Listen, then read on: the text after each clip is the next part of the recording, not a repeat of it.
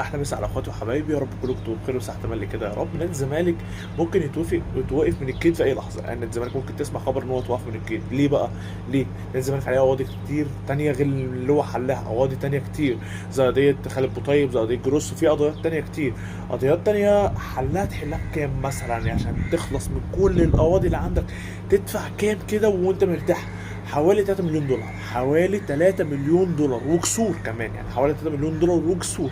نادي الزمالك عشان يخلص مشاكله كلها محتاج حوالي 3 مليون دولار وكسور. فاحنا الفتره الجايه دي برضو فتره صعبه جدا على نادي الزمالك. سيبك بقى هنا عن بطولات، بعيد عن اي حاجه، نادي الزمالك داخل في فتره صعبه جدا. نادي الزمالك بجد ممكن توقف الفتره الجايه، يعني ممكن لما يجي علينا الصيف والكلام ده ويخلص الموسم ونبدا في الصفقات الجديده بتاعت الموسم الجديد، ممكن نادي الزمالك ما يعرفش يعمل صفقات بسبب ان اللي هيكون موقوف من الكيد مش هيعرف. نادي الزمالك داخل برضه على فتره صعبه، مع مجلس الاداره يقدر ان شاء الله يحلها. نادي الزمالك محتاج لمبالغ قويه جدا